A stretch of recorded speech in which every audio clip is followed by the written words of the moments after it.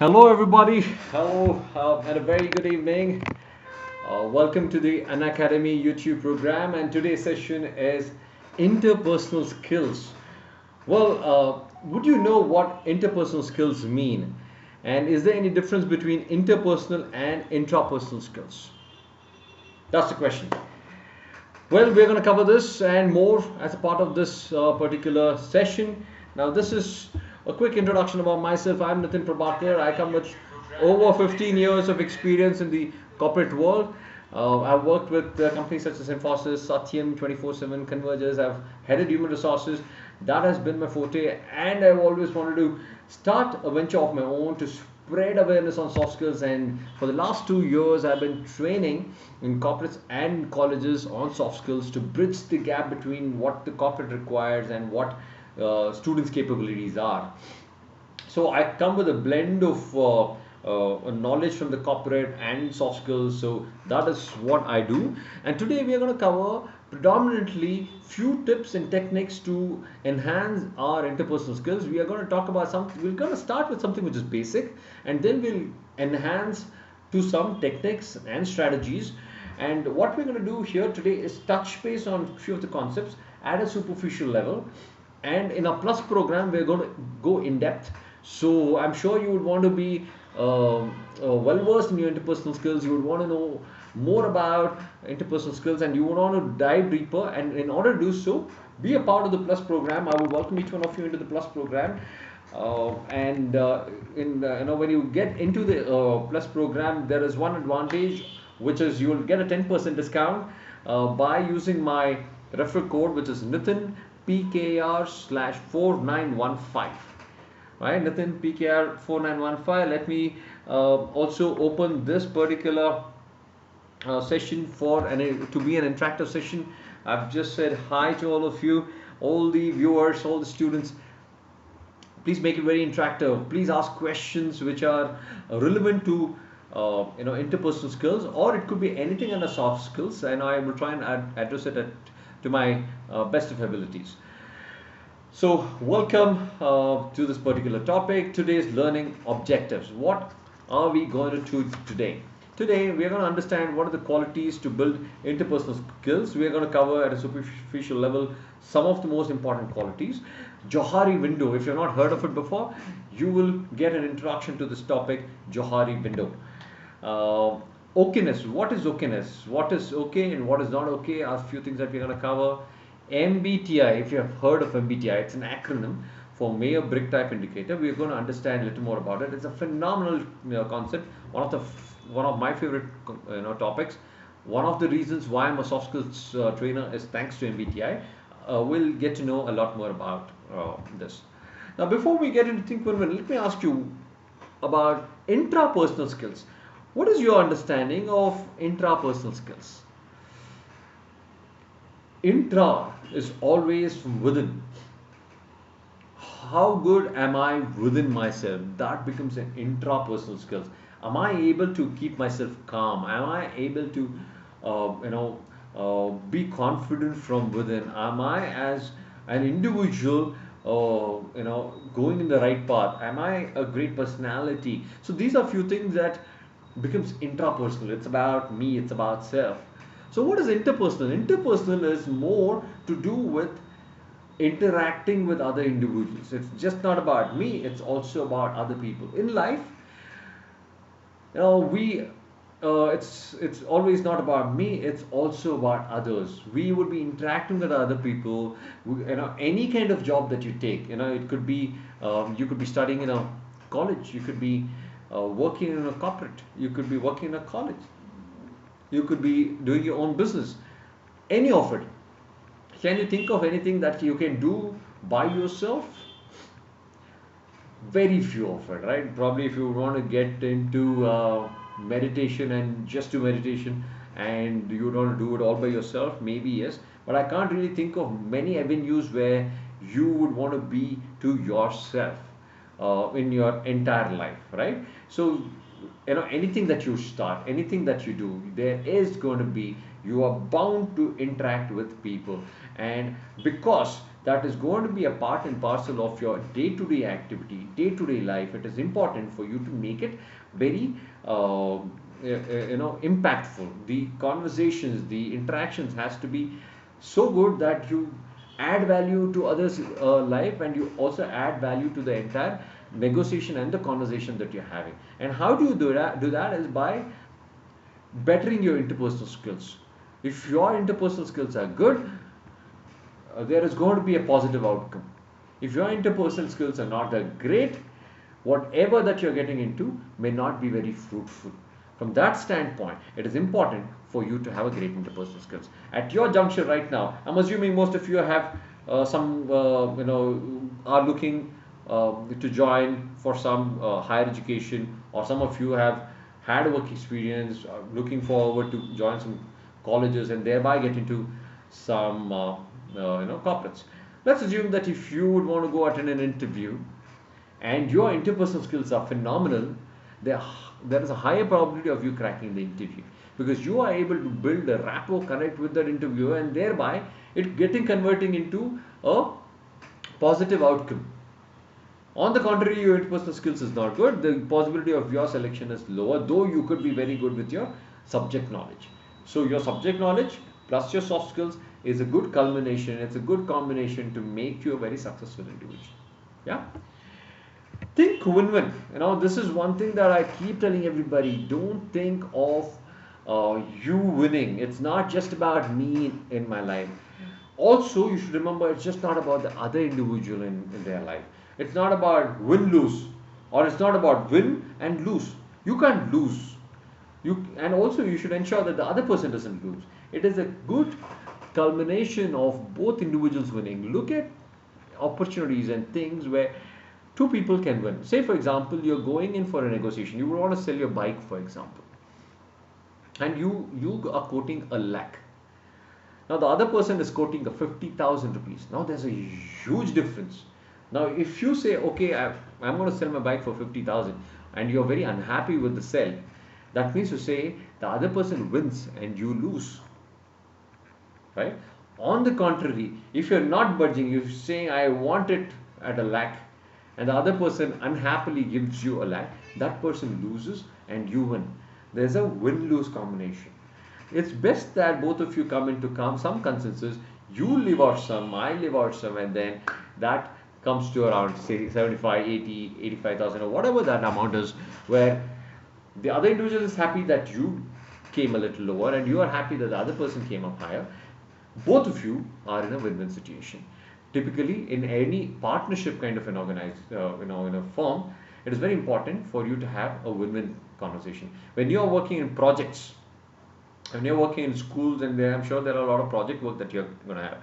There are going to be work that two of you are doing similar kind of a job. Well, it needs to be healthy competition, but also remember that it is a win-win. If somebody is struggling, it's important for you to help this individual so that this person's success is your person's success. It is all interlinked.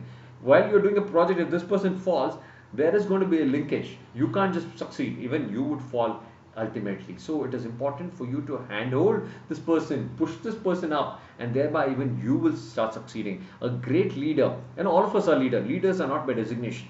Leaders are basis the personality. Are you able to help others is leadership role, right? Are you able to help this individuals? Leaders' job is to help individuals grow up, and thereby even they grow up.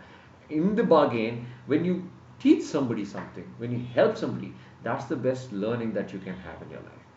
So if this beautiful picture talks about it, there's hay and there's an animal, I think that's a donkey, trying to eat hay, and they're trying to part ways. Both of them are unable to succeed, right? Both of them are trying to go to their goals and in different directions, and their objectives are the same, and thereby both of them are not able to succeed.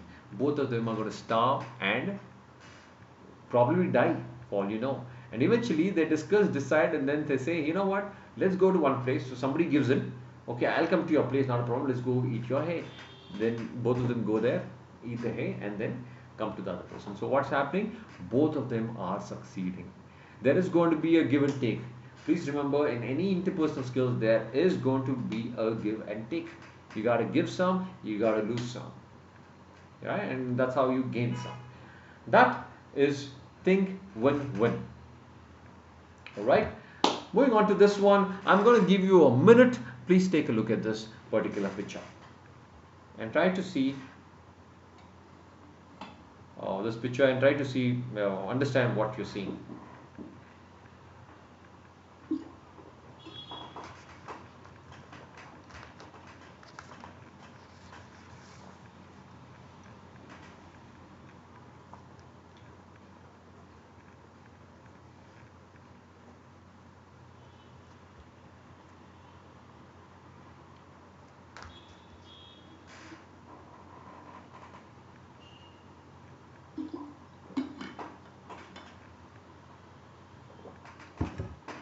Well, I think you must have figured out something. Now, some of you would have seen one old lady here, right? Some of you must have seen one young girl in this picture. The ones who have seen the old lady believe that there's an old lady here, and the ones who have seen the young girl here would believe that there's a young girl here. Yeah? Very few of them would have seen both. Try and see it for some more time. There is a young girl's picture here, and there's also old lady's picture here.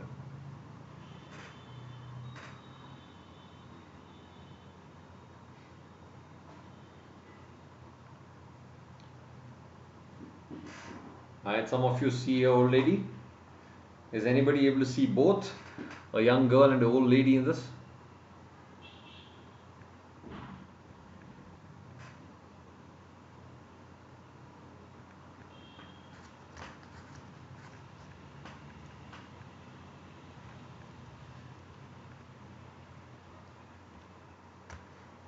Okay, why am I showing this picture? It's very important for us to look at this from this perspective. Now what happens if I just, normally in my training when I give this as a printout, some of them just see the old lady, and when I say there's a young girl there, they disagree, they disbelieve, there's a disbelief, and they say no, there is only a old lady here. On the contrary, the people who see the young girl, they say no, there is only a young girl, there's no old lady there. They contest, they argue, they say what I see is what I see. The whole point here is, please understand, there's always a different perspective. There's always a different coin, different side to every coin.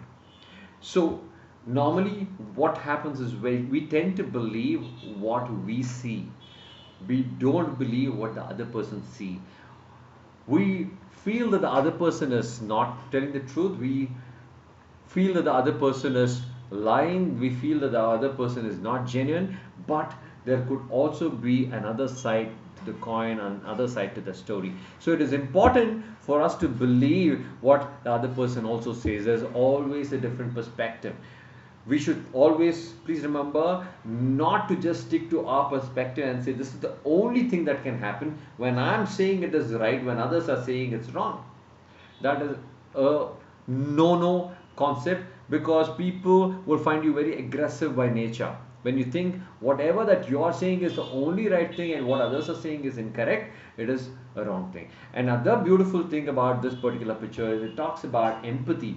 Those people who empathize are the only people who believe that there's another side of the story. So the moment I see an old lady and if somebody says there's a young girl, I would, if I empathize, I say, oh, is it true? Then show me where the young girl is. Because I trust the other individual. I'm putting myself in the shoes of the other individual and asking, hey, if you're saying so, I believe you. Can you please show that to me? Right? So it is important for us to, in every aspect of life, move out from our perspective and also get into the shoes of other perspective and understand why are they saying so, what do they mean by that particular, their particular perspective. Right? So this is the whole essence behind this particular picture. It talks deeply. It could be just a picture. In case if you have still not identified the other side of the picture, please take a photograph, or during my recorded session you can also go back and watch it, pause it, and try to see this. There are two different faces here. One the younger girl, one is the older girl. So you might want to spend some time to understand who's who. This is an interesting picture. Okay, moving on. This is so a beautiful concept that I would want to talk about, which is called as strokes. Now, what is strokes? Normally, people think strokes means heart attack. we are not talking about that stroke here. We are talking about strokes, which is a unit of recognition. A unit of recognition. Now, if I shake hands with you, it's a unit of recognition. If I pat your back and say, hey, good job done, it is a unit of recognition. If I say, don't come inside, that is also a negative stroke and it's a unit of recognition. All right. So there are various strokes. We are going to cover each strokes, and before which I'll tell you why strokes are important. We're all human beings. We're all emotional by nature. What we are lacking these days is appreciation. People need appreciation. How much ever good job that you do, and now that's become an expectation. You got 95%. Okay, why not 98%? What happens to you? Your complete morale goes down. You've worked hard towards 95%. So if somebody comes and says, great job done, you are really phenomenal, you're very intelligent, what happens to you? You feel good about it. Now you would want to try achieve better results. On the contrary, if somebody comes and says, why 95%? Or if you got 70% also, let's assume that you got a 65-70%. If somebody comes and says, why 65%? You're a poor student. What happens to you? Your complete confidence goes down, isn't that?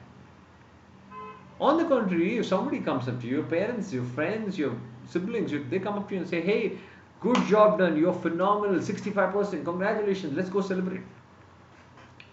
You feel good about it. And the moment they say that, there is a sense of responsibility that bestows on you, and thereby the next time you would want to do a lot better, because the kind of celebrations, the kind of appreciation that's coming your way, you feel that you can do a lot better than that. If somebody puts you down, you may not want to really fight back. And that is why strokes is very important. People want that recognition. When a baby is born, it is given to the mother immediately. You know why? Because even a baby needs a stroke. It needs the warmth. The baby needs to be, feeling very comfortable, needs the warmth, and after the mother gives the warmth is then when the baby is taken back and then freshened and then kept in the incubator.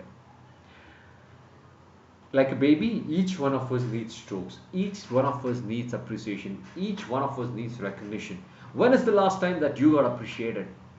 When is the last time that you got recognized? Think through. Let me also ask you, when is the last time that you appreciated somebody? When is the last time you recognized somebody? Think through. This is food for thought.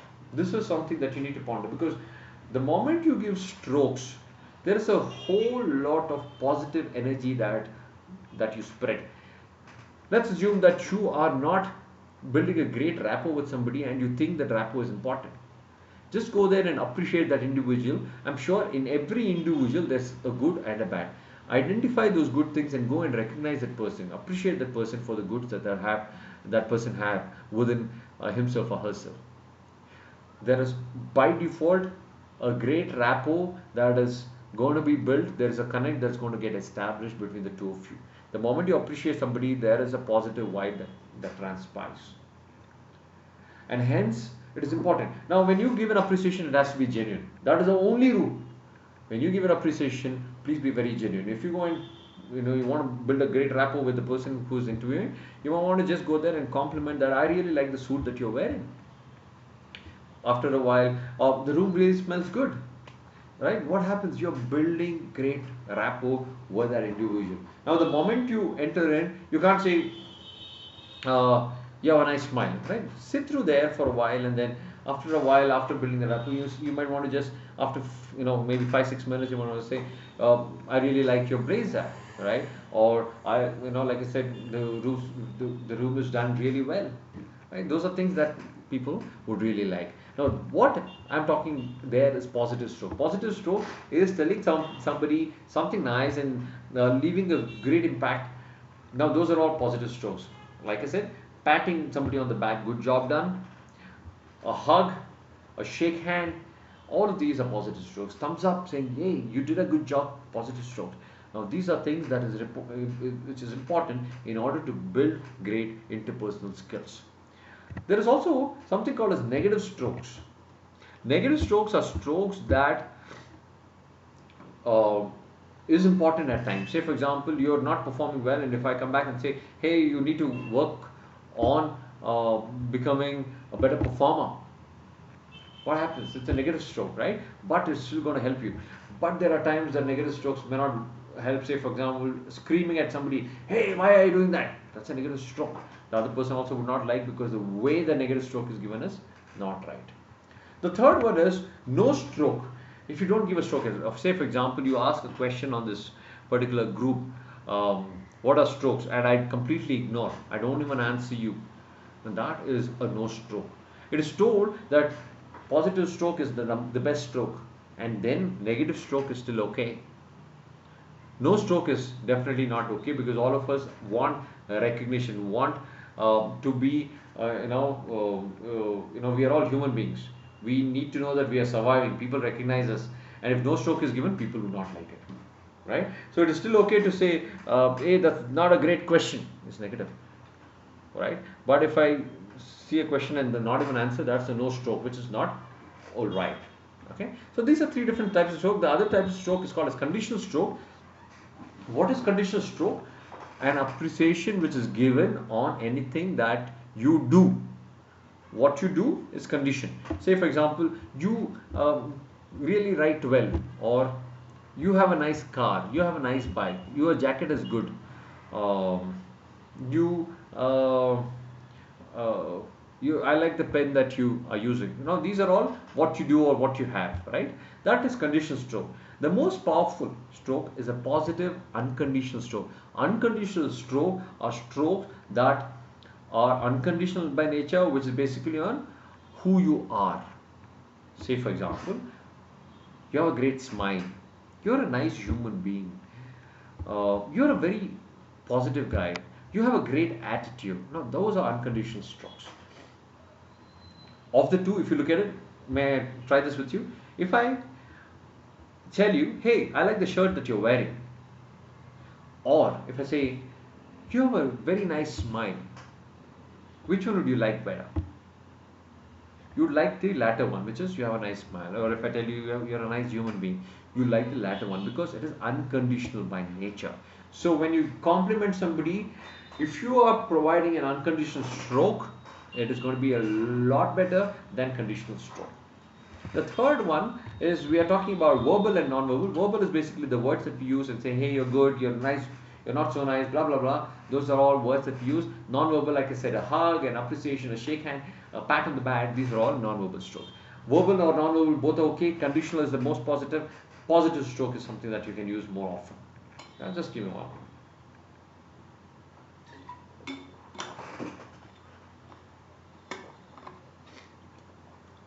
All right. I would like to give you this one example of, I would like to give you a couple of examples, right?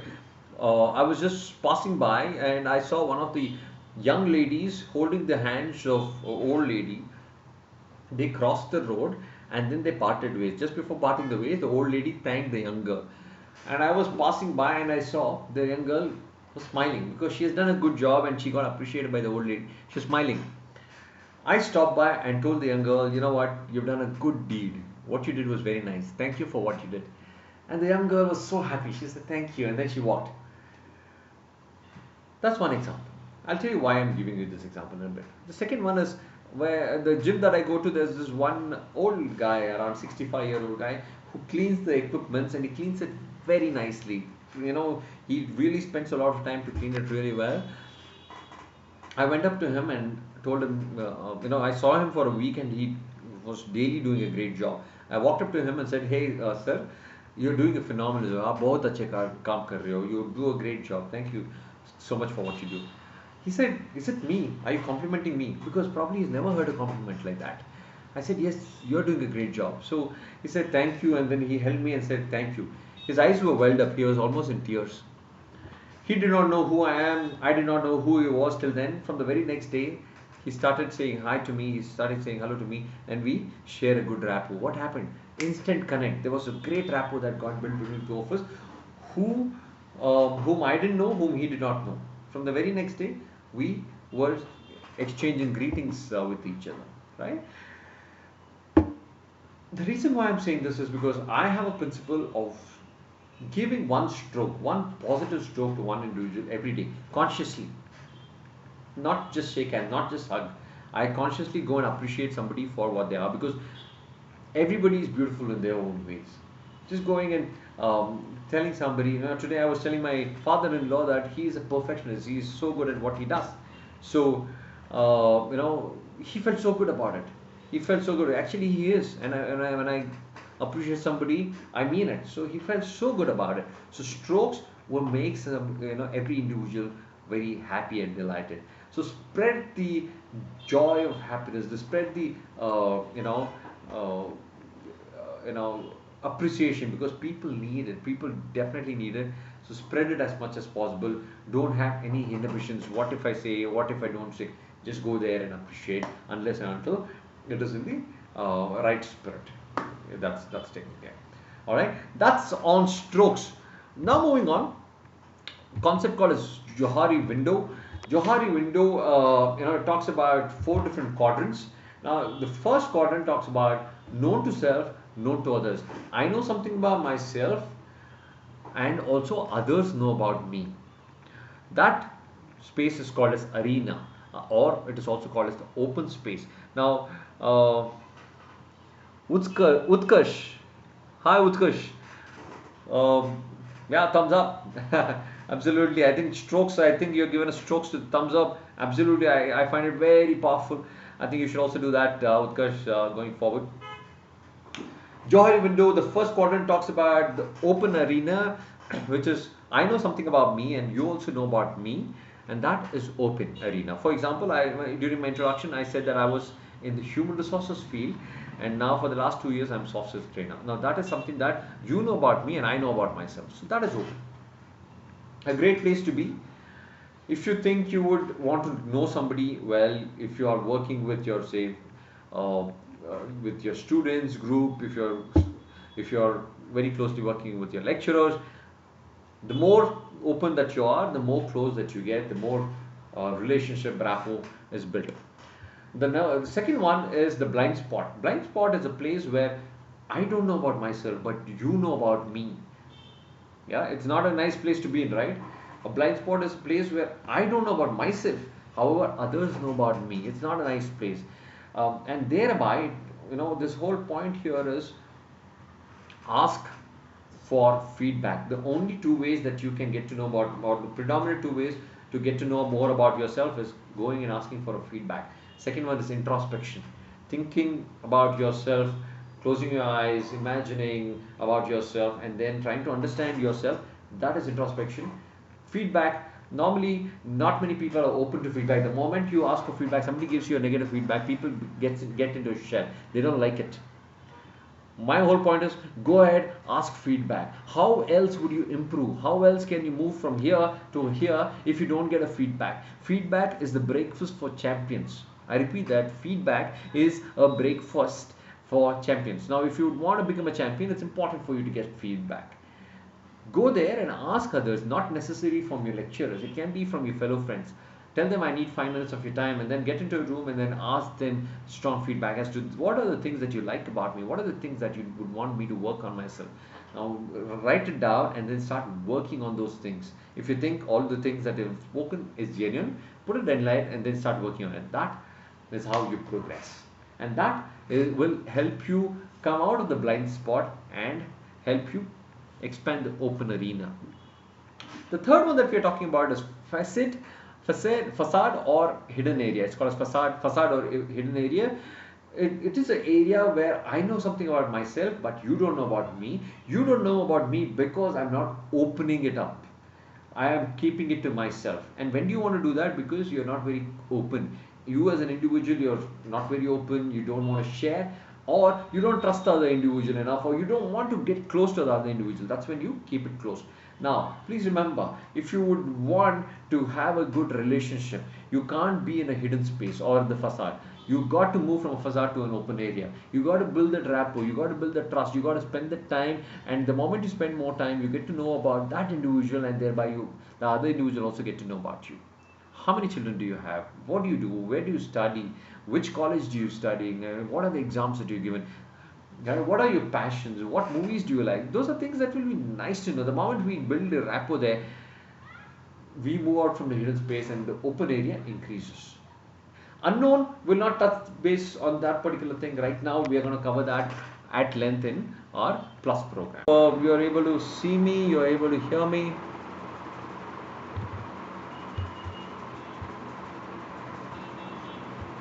Yeah, give me a thumbs up if you can.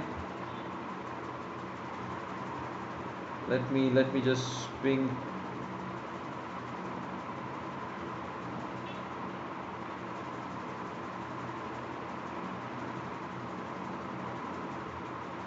I'm just trying to check if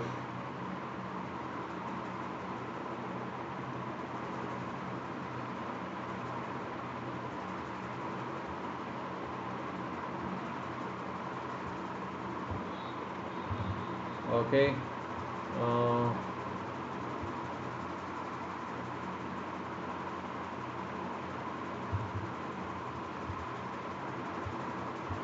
Alright, I am unable to get any messages, so I'm not very sure whether you can see me or not.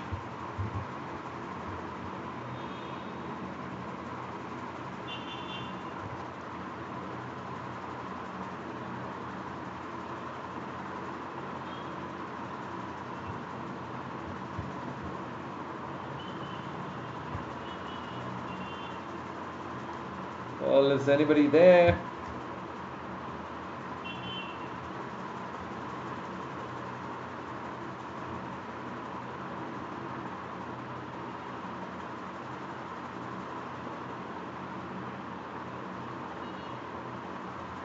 For me, it seems like it's paused, so I'm not very sure. So I'm unsure if you're able to hear me.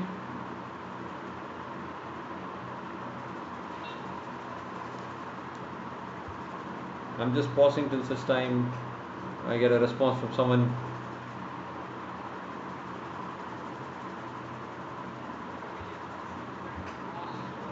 Okay, so I think I'm back.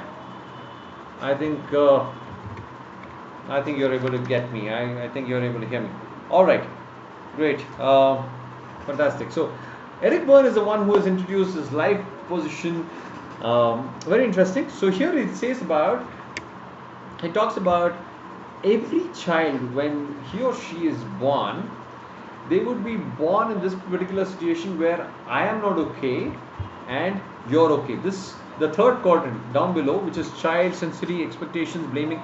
The reason being, when a child is born, they are not capable to do their own work, so they depend on others in order to complete a particular task, and thereby they say, I am not okay, but you're okay. They tell their parents that you need to take care of me. That is where we start from, and eventually they grow to any of this, which is I'm okay, you're okay. That's a great place to be in. Think of any interactions that you have with others. What kind of a rapport do you have with the other person?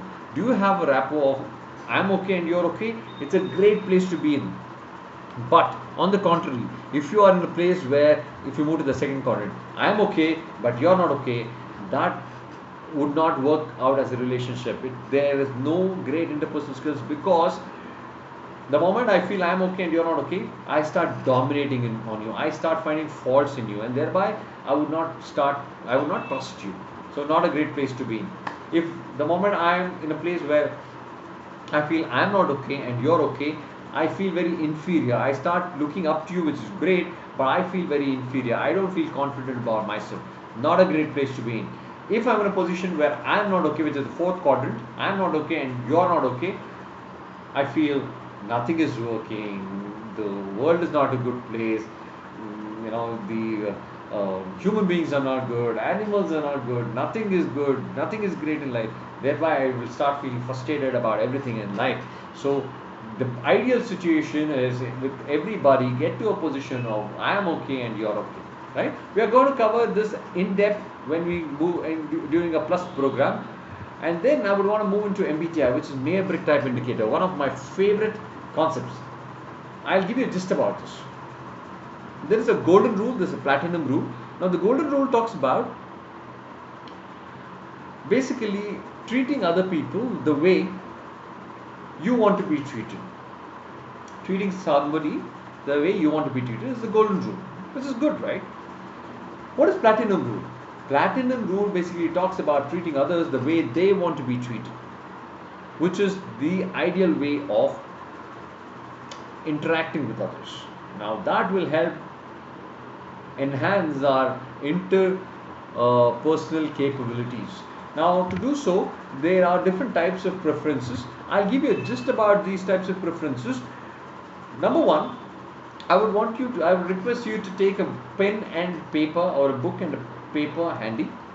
Now I'm going to explain to you the 8 different types of personalities, of which you will predominantly fall under 4 different styles, and you will have to give the alphabet for each one of it. Now, first and foremost, extroverts versus introverts, or extroversion versus introversion. The first type preference basically talks about where do you get your energy from. Extroverts are all those people who get energies from outside. Introverts are all the people who get energies from within. I'm feeling low, I'm feeling a little not so nice. If I'm an extrovert, I would want to go out with people, I would want to socialize, I would want to be amongst the crowd, I would want to go pubbing, I would want to go partying, I would want to go hang out with friends. That's extroverts. Introverts, if I'm feeling low, then I would want to probably watch TV. I don't want anybody around. I would want to be with self, right? So, with that being the definition, are you an extrovert or are you an introvert? Now, there could be a possibility that some people might say, I'm mid-path. I would request you to go back, push yourself into either 51-49%, still tilt towards one of it. Don't say mid-path. I would request you to be either this side or that side. It can be 51-49%. I am okay with that. But shift yourself into one of it. Now, if you are an extrovert, your first alphabet is going to be E. If you are an introvert, your first alphabet would be an I. Vaibhav Modi. Hello. Hi, Vaibhav. Right, Vaibhav, this is an interesting activity. I hope you're going to make a note, have a pen and paper handy. Right? This particular alphabet, E or I. E if you're an extrovert, I if you're an introvert. Alright? Moving into the second type preference, which is sensing and intuitive. How do you gather, how do you take information? Do you take information basis sensing, or do you take information basis intuition? Now, what is sensing? Sensing are all those people who believe in data. Hari Om Singh, hello, welcome. We're talking about interpersonal skills. I would request you to have a pen and paper handy, Hari Om, and write down the 4 alphabets that you're going to get. If you are an extrovert or introvert, we have already covered that. If you have missed that, please, I would request you to go back into the recorded version a little later and then take a look at it. It's a phenomenal concept that we are talking about, which will help you better your interpersonal skills to manage people better, right? The second type of people are sensing or intuitive. Sensing are all those people who take the information or just the information basis data. I would look at data and only then believe it. If there is an Excel, then I would look at the Excel and look at the numbers and then only believe basis data. On the contrary, intuitive people are all those people who don't like the data, who are pattern driven. They will look at the pattern and then they will come to one consensus. Say for example, sensing people are all those ones. Misaligned. Hari Om, I'm sorry. Misaligned. I didn't get what you meant, Hari Om.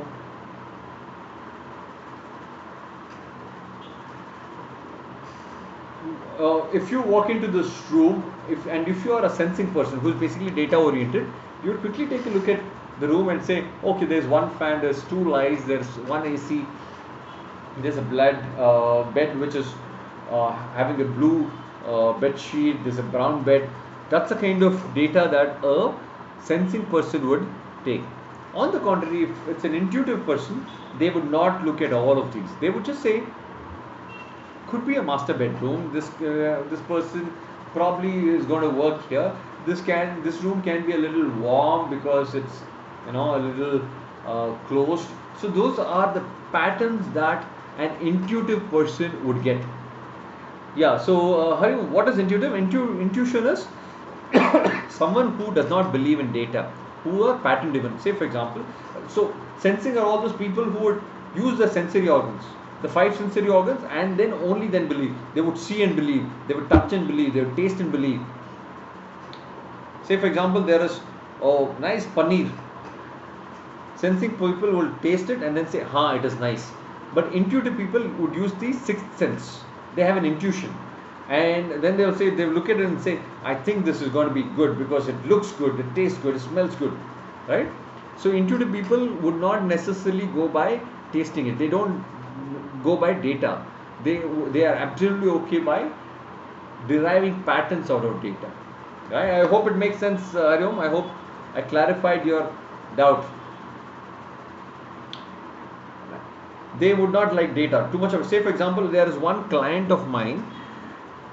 I tried to explain to him, what, in order to solve this problem, we should do this, we should do that. This is what it is. These are the number of people. He says, no, don't give me so much of data. Tell me if it's possible or not. That's all. So why? Because he's an intuitive person. He is not a sensing person, right? On the contrary, I was working with one of the bosses. He was absolutely sensing. He was a data-oriented person. I am an intuitive person. So this person who was sensing wanted so many data. At that particular point of time, I didn't know MBTI. And thereby, I used to go to the meetings and then he used to ask me so many questions. I was like, why is he asking me so many questions? Why? And I used to get frustrated. And then after doing MBTI, I understood that he is somebody who likes data, and the client that I'm talking about is somebody who doesn't like data. So why is it beneficial? You going for an interview, you will be able to understand whether the interviewer is somebody who likes data. If the person likes data, talk about percentages. I did a project work, and because of which there was a reduction of this much percentage. There were 10 people who participated. We worked for 48 days on it. So when you're giving these numbers, the data oriented person will like it. These are things that they would like. An intuitive person, if you think they are intuitive, they would not like it. All you got to say, we did a project where so many people were involved and it was a very successful project. We had a great time. We achieved this one and then we got certified. If you talk about superficial things, an intuitive person would like it, right? So that's the second personality type. So if you are a data-oriented person, give yourself S. So your second alphabet is going to be S. If you are an intuitive person, the second alphabet is going to be N, not I, because I is taken by introversion. Give yourself N if it is intuitive. Okay. Now moving on to the next type preference, which is how do you make decisions? Do you make decisions basis thinking or feeling? If you are somebody who is logical, give me logic, step 1, step 2, step 3, step 4, step 5, and basis that I'm going to make a decision, then you are a thinker. If you think, if you are somebody who would say, make decisions basis feeling, this person is working for so long, so I think he should be retained. Say for example, there is an organization which sends 10 people to a different country. If you are a thinker, you will say the best performer should go. The one who is tenured should go. If somebody has worked for a long time, should go. If somebody has a higher designation, they should go. That is thinking logically. If you are somebody who is feeling oriented, you are somebody who would say somebody who has not gone to foreign should go. I will not go. If you guys want to go, go. You let go of. You would want the others to go because you're more of a feeling kind of a person. How many of you would want to go? Please raise. Then you go. You will not really think of a particular object. You will go basis more of feeling. You would want to please others. You would want to make others feel happy, and thereby you will make your decisions. So that is the third type of preference. So by this, what we understand is people are like that. You can't change them. takes roughly around 5 years consciously for somebody to work on a particular thing in order for them to change. And thereby, if you see somebody who is data oriented and now I don't feel agitated or irritated looking at somebody who's data oriented. That's how they are. If somebody is too thinking and making decisions basis thinking, it's okay. That's how they are. If somebody makes decision basis feeling, that's how they are. Now I understand it, because people are born like that. People are made like that. You can't really change them. So now I understand them a lot better. That's how MBTI has really helped me. Now, if you make your decision basis thinking, give yourself a T. If you make decision basis feeling, give yourself a F. Now, that is your third alphabet. Now, moving to the last one. How do you deal with the outer world? Are you a judging kind of a person, or are you a perceiving kind of a person? Now, who is judging? Judging are all those guys who are methodical, who are very sequential.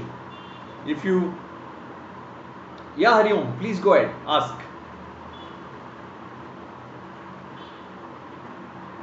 Hariom has a doubt, so I'm just going to give a pause.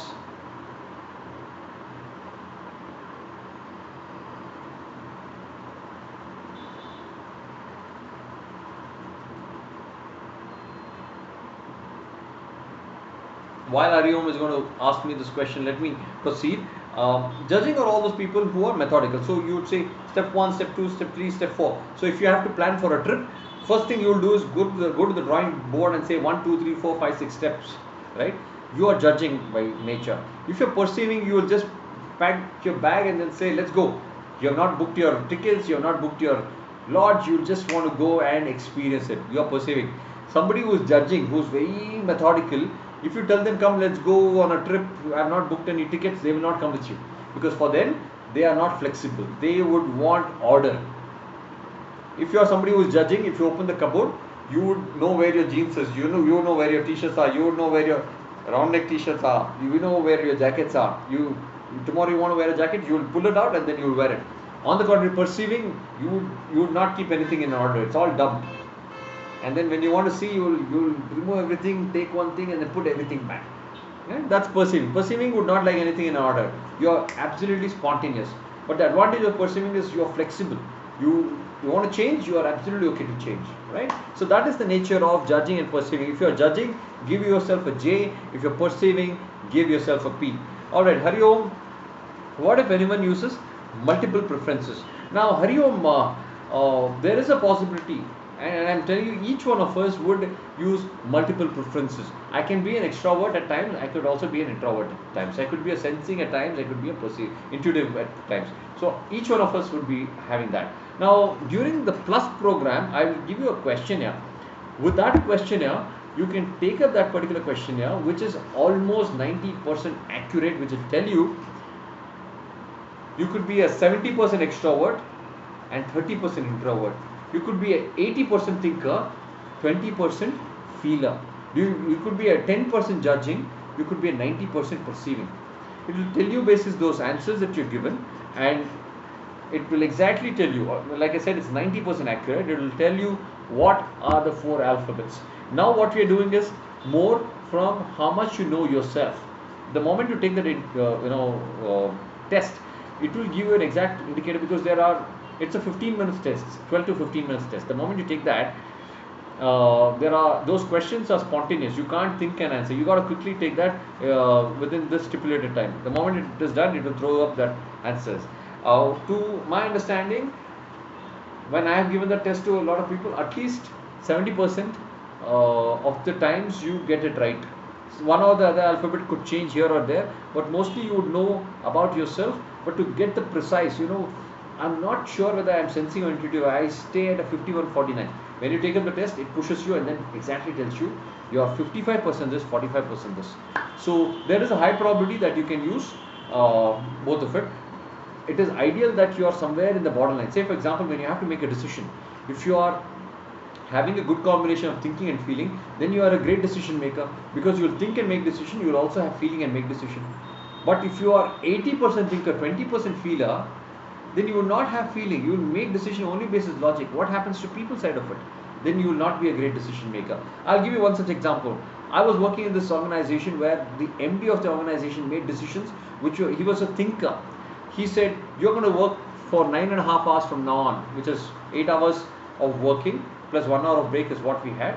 It moved to 8.5 hours of working and 1 hour of break. So from 9 hours to 9.5 hours, no additional payment. There were other penalties that was laid out. Incentives were cut out. So what happens? He was a thinker, so he looked at logic, he looked at profits, but he did not look at what happens to the feelings of the people. Eventually what happened, attrition increased, people started quitting the company, employee satisfaction reduced, so people are not very happy.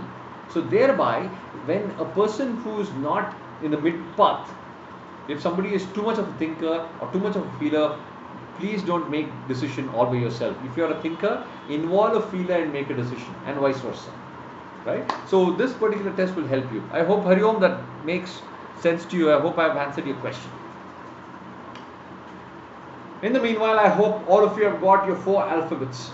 Right? What are those 4 alphabet indicates? This is a snippet. It is just a one word, one sentence to explain to you your personality type.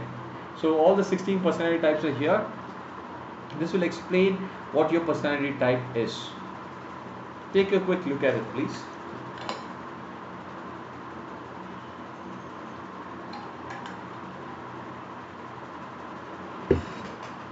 Great, Hariom.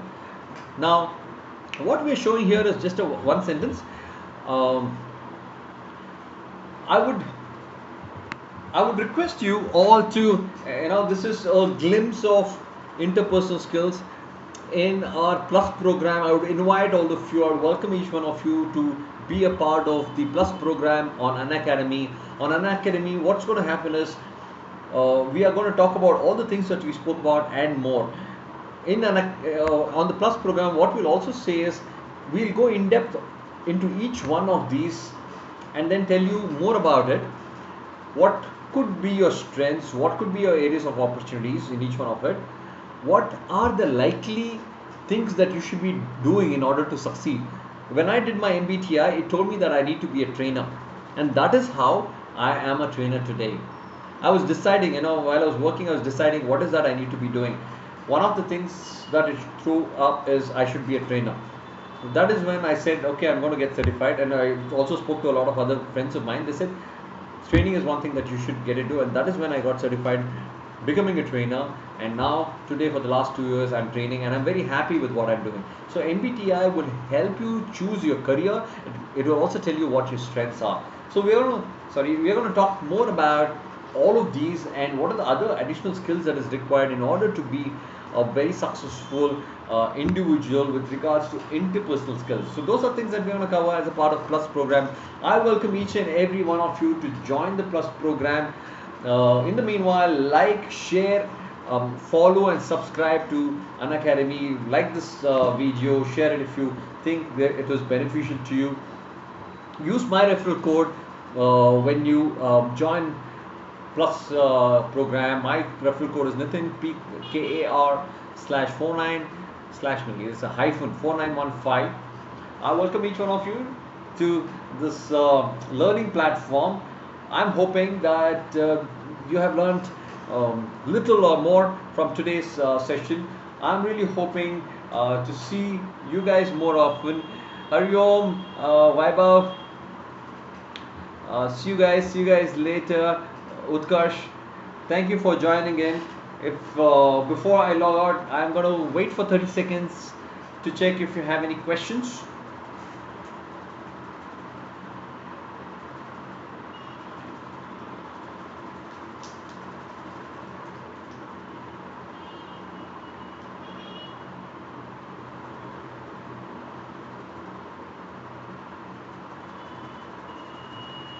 Alright, I'm guessing not. Hariom, thank you so much. Alright, lovely interacting with you. Thank you for asking questions. Thank you for making it interactive and have a great evening. See ya. Bye.